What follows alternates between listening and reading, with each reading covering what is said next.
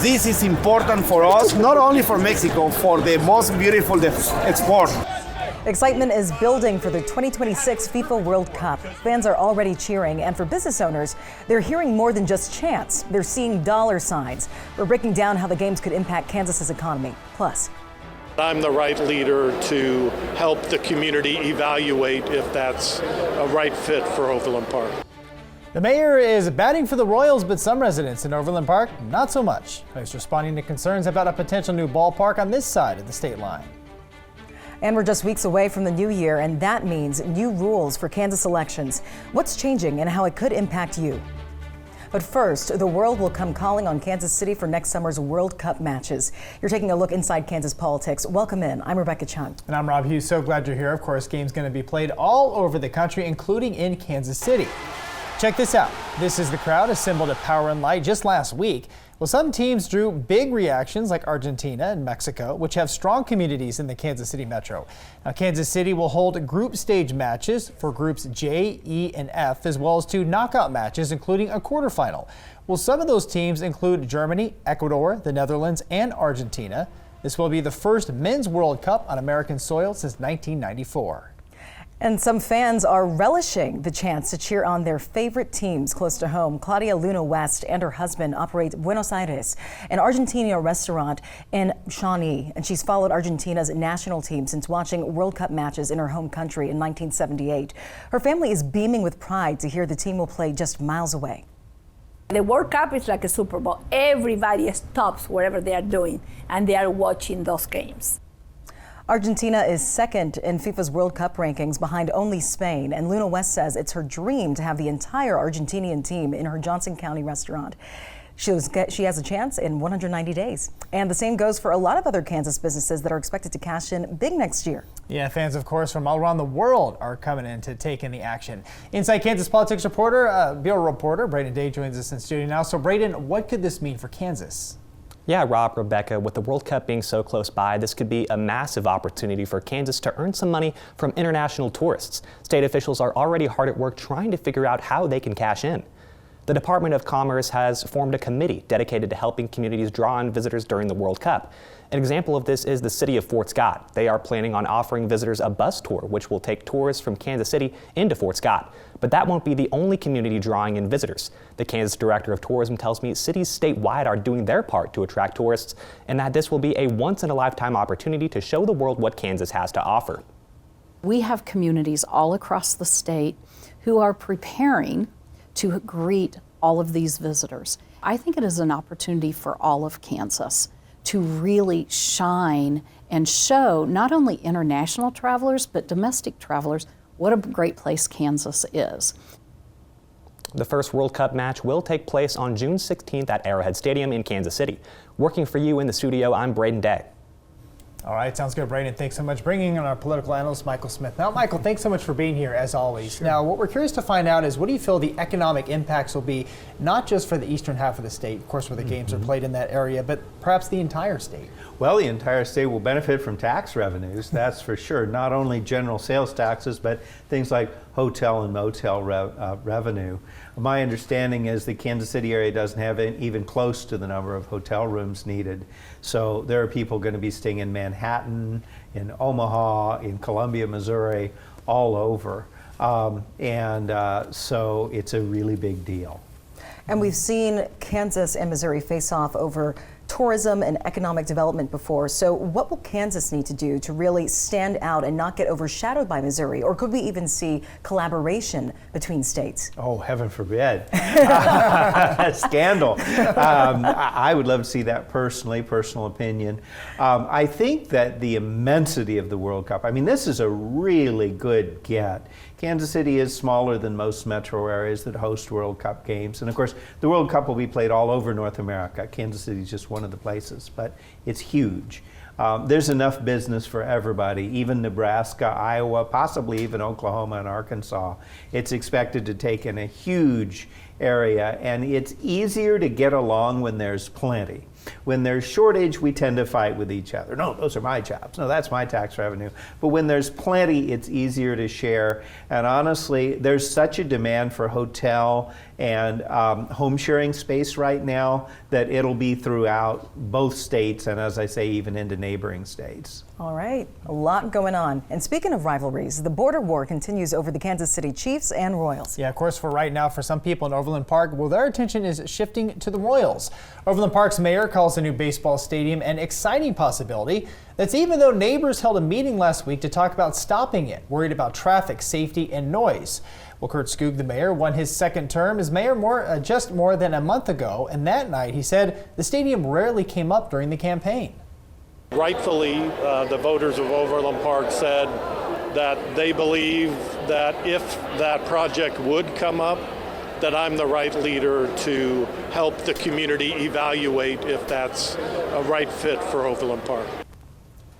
Now, the mayor reaffirmed that sentiment last week. In a statement, he says the city has a thorough review process that includes community engagement, and if the Royals make Overland Park their home, well, the city will work to share information and answer questions openly. Back now with Michael. And Michael, could we still see the Royals make a move here despite concerns from people in the area? And how could that impact voter sentiment next year? It's still on the table, and the reason I say that is because the Royals actually have a lease on that property, on what used to be the Sprint campus. And so the Royals are serious. Now, they're not committed. They've signed no contracts. There's new leadership in Jackson County after the county executive was recalled. The new leadership is widely rumored to be more pro-stadium deal. And so the whole thing could be just about gaining leverage with Missouri for a better deal. But whereas with the Chiefs, you know, there were some videos and there's lots of talk and so forth, but they haven't put any money down. The Royals actually have a lease. So yes, it is still on the table. Michael, thanks so much. Coming up on Inside Kansas Politics, the 3-day grace period for mail-in ballots is gone next year. What that means for you and how it could impact races. And later on, school bus safety is at the top of the list for education leaders next year, why they're cracking down on Kansas drivers. We'll be right back. You are watching Inside Kansas Politics.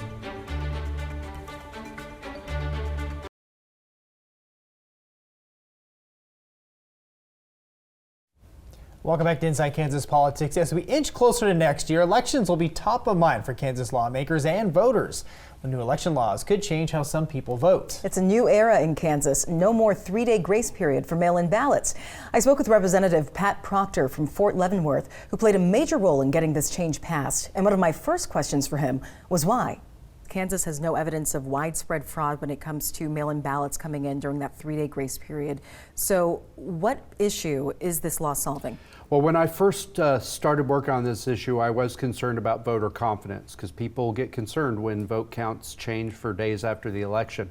But after the second veto override, I was ready to kind of give up on it until I started talking to clerks about this specific issue, because I talk to clerks all the time. But one of the clerks talked to me, Abby Amick from Wabunsee County, and she asked me, are you going to repeal this thing? And I asked her why she wanted me to do that. She said, because a lot of the ballots that were coming in, she couldn't count. And when we dug into it, turns out that the post office was not postmarking a lot of these ballots. And so I asked the Secretary of State's office to actually do a count of how many ballots we weren't counting. And in the August 2024 primary, 1 in 3 of the ballots that were showing up during this 3-day grace period, 1,000 ballots, which comes out to about 2% of all the mail-in ballots in the 2024 primary, couldn't be counted because the voter did everything right and the clerk did everything right, but the post office didn't put a postmark on the envelope. And so if you repeal the 3-day grace period the same way that 32 other states had already done, you no longer require a postmark, because unless the ballot was mailed by time machine, it was clearly voted before election night, and so it doesn't require a postmark. And so we passed it. The governor disagreed. We were able to override the veto, and so this last election was the very last time we're going to have a 3-day grace period. Next year, election day is election day. And what can people expect with that transition? Yeah, you know, the ballots go out 20 days before the election. They should hit your mailbox about 18 days before. Don't sit on them. vote the ballot and bring it in. And if it gets too close to election day and you're a little bit concerned, a lot of counties have drop boxes where you can drop your ballot, or if all else fails, during early voting or on election day, you can take it to a polling place and they'll accept that mail-in ballot. So there's a lot of ways to get your ballot in if the mail's slow or whatever. Well, of course, that same issue we run into with a law like this, mail delays. And I don't think a lot of voters vote on purpose late, right? What could happen if there is a mail delay? Yeah, so this year we're going to look again at maybe adding a couple days to mail-in voting. I tried to do that last year as part of repealing the 3-day grace period. I thought I had a compromise altogether, and then it all fell apart at the last minute, and it was sort of an orphan. I lost a lot of the Republicans, and we lost all the Democrats after I thought we had an agreement on voting for it. So I'm going to take another shot at it now that the 3-day grace period is out of the way. We're going to take a look at maybe adding a couple days on the front end to mail-in voting and early voting to give folks a little bit of extra time to compensate for the slow mail. How do we plan on protecting votes for people that use mail to vote? So military, people overseas, maybe even rural voters, and especially elderly that aren't able to make it to the election office. I'm very glad that you raised that issue, because the Democrats raised this issue on the floor and it's a red herring. Military voters and overseas voters are covered by a law. The acronym is UACAVA, and they get their ballots 45 days before the election. That's a federal law. And the 3-day grace period never applied to them. The 3-day grace period did not apply to military voters or overseas voters. So even if we had kept the 3-day grace period, they wouldn't have got it. And so, I understand that it's a complex process and there's a lot of kind of confusion about which applies to which. Well, that all goes away when there's no 3-day grace period. Everybody has to have their ballot in on election night. Well, how about rural voters as well that may not be able to make it to the election office? like I said, we send those mail-in ballots out 20 days before the election. I encourage people as soon as they get them to turn them in. And we have a lot of mechanisms. You don't have to wait until right before the election to request a mail-in ballot. You could request a mail-in ballot months before the election so that it goes out right there on that first day. The other thing that I would say is, right now our deadline for requesting a mail-in ballot is a week before the election. That's just crazy. There's no way that the election office is going to get you your mail-in ballot and get it back in time. So when we're looking at the timeline, we're also going to be looking at moving that back, because we're lying to voters. When we tell them that, hey, you request a ballot a week before the election and we're going to get it to you and get it in on time, that's just not going to happen. And so we're looking at moving that deadline back. But I would tell people, don't wait to the deadline to request that ballot. If you know you're going to have to vote by mail, just request it early. And really quick here, when it comes to some of these close races that are decided by just a couple votes, or a few votes that is, could this law deliver wins or losses in those races? And is that fair representation, would you say? Well, I'd say that people who voted for somebody and then their ballot arrived during the 3-day grace period and it couldn't be counted because it was not didn't have a postmark, I think that disenfranchises way more people than removing the 3-day grace period. Look, I think Kansans are smart.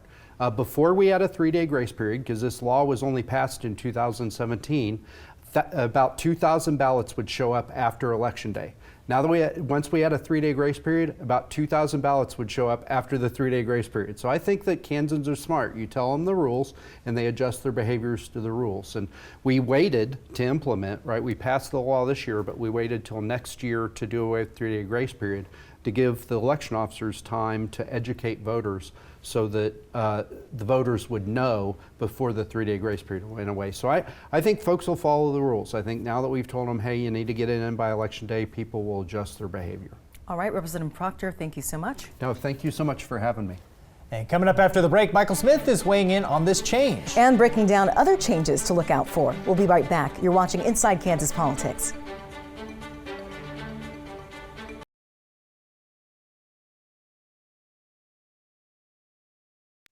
Welcome back to Inside Kansas Politics. Continuing our conversation now with Michael Smith to talk about some of the biggest election law changes to look out for next year. And Michael, of course, the 3-day grace period going away for mail-in ballots is a big one. How could this impact close races next year, especially those that are considered to be counted just by a few votes? Well, those are the races it will impact. That's right. What this really does is it puts the onus on the voter. We don't control the post office. The post office does the best they can, but there are variabilities, like right now around the holidays and so forth. And the new law doesn't care. The new law says it's received by, not mailed by. Even the old one was received by, but it had that grace period. And so to predict how long mail delivery takes, to give it your best guess, it's totally on you as a voter to anticipate that. And in terms of those close races, if there is a swing. Now, oftentimes we see that different forms of voting are a mix. I know it's widely believed in the news media that, well, Democrats vote one way and Republicans vote another. And there is some truth in that. But there are Republicans who vote mail-in, and there are Democrats that vote face-to-face. So a lot of those ballots are going to be a mix. But as you said, if it's a really close race, and we have had some in Kansas, like for some local elections, or even the 2018 gubernatorial primary that was decided by just a few hundred votes, it could make the difference. Well, I can imagine you're going to have a lot of upset candidates too, if maybe some of those mail delays have resulted in some of these mail-in ballots not getting to the post office, or the election office rather. There could be lawsuits. There could be candidates saying, I want to know who those ballots would have counted for had they counted. And that'll be an interesting deep dive into state law. I'll let the lawyers take it from there. But do we have a right to know who those people voted for? Do we have a right to know if the election outcome would have been different? It could, if we don't get to see the ballots, it could unfortunately feed conspiracy theories, kind of the bane of our time. If an election's not close, it's not going to swing it that much. But it could still be problematic because razor-thin elections do happen in Kansas. Again, the 2018 gubernatorial primary was razor-thin on the Republican side. It happens. I know when I voted overseas, of course, you can do it electronically, thankfully, but people still do the traditional ballots, and that might definitely want to get there in time if you don't pay attention. Yeah. And what about other election laws, Michael, we should pay attention to looking into next year? Anything else you think lawmakers would take up? Oh, that's a good question. Well, there's redistricting, right? Senator Moran has spoken up and essentially said that he does not support mid-decade redistricting. Now, he said it very carefully. He wasn't as direct as I just was, but he sort of said, we should think about this very carefully, which is kind of signaling to the Republicans in the legislature. And he is a Republican that hold up on this mid-decade redistricting. And of course, the drive for a special session for mid-decade redistricting failed. They didn't get enough signatures on the petition. And so, on the other hand, there are people that want to do it.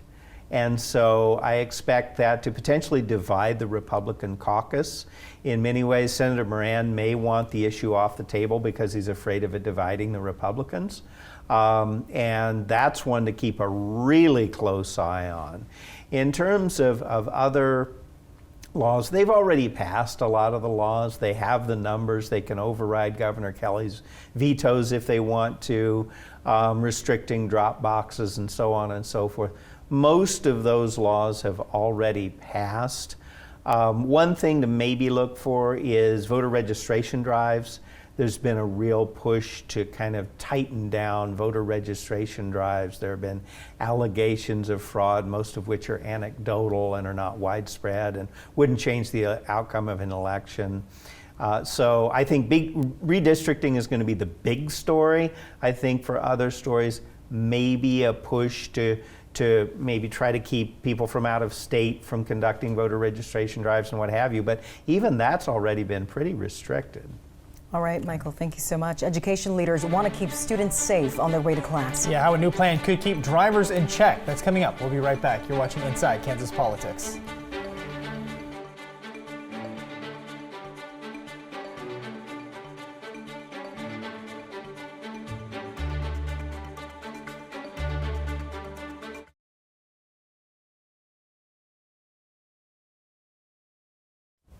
Well, welcome back to Inside Kansas Politics. State education leaders are growing concerned about children getting to school safely. And this year, they're trying to do something about it. One of the top priorities is making sure school bus riders are safe. They're going to be pushing for lawmakers to take up a new plan next year. It would electronically fine Kansas drivers who ignore stop signs on school buses. This is how it works. If you fail to stop and break the law, a camera would be attached to the school bus, taking a photo of your vehicle and then billing you online. In many cases, people pass that bus illegally. If not seen by a law enforcement officer currently, there's no way to ticket that individual. Unfortunately, we had a terrible tragedy accident a few years ago in Abilene, and those are the type of things that we would like to try to prevent. And the board has asked lawmakers to pass this law for years, but it has yet to happen.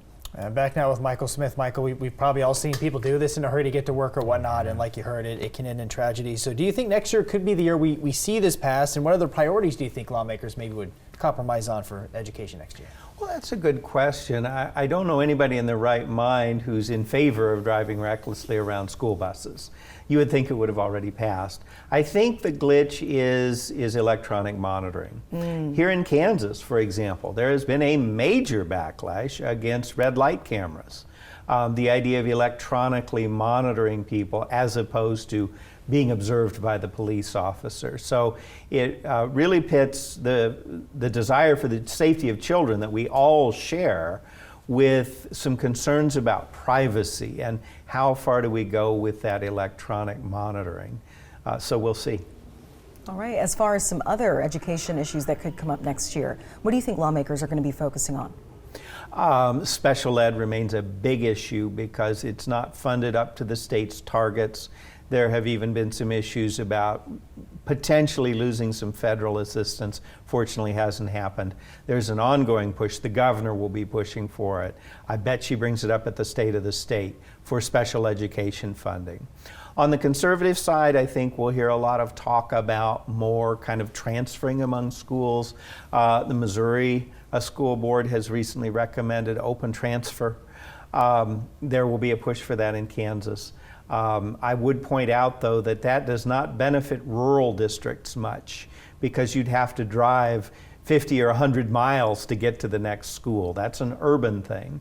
And same thing with vouchers. You give somebody a voucher for private schools, you live in a county where there are no private schools, how does that benefit you? It just takes away money. So I think it's because of the ruralness of parts of Kansas that those conservative priorities don't get further, because they really are urban priorities. They do nothing for rural communities like most of western Kansas. But there will be a push for them. Michael, thanks so much. And before we end the show, we wanted to share a quick programming note with you. Inside Kansas Politics will be taking a small break after this episode. Take a look at your screen now. Inside Kansas Politics will not air on December 21st or December 28th. Then in 2026, there will be no show on January 4th. But Inside Kansas Politics will return on Sunday, January 11th. And make sure to follow Inside Kansas Politics by looking at the handles on your screen now or by searching Inside Kansas Politics for future show updates and future guests. And that was your look inside Kansas Politics. We'll see you in the new year right here on 27 KSNT. And have a wonderful day. And from all of us here, happy holidays. We'll see you next year.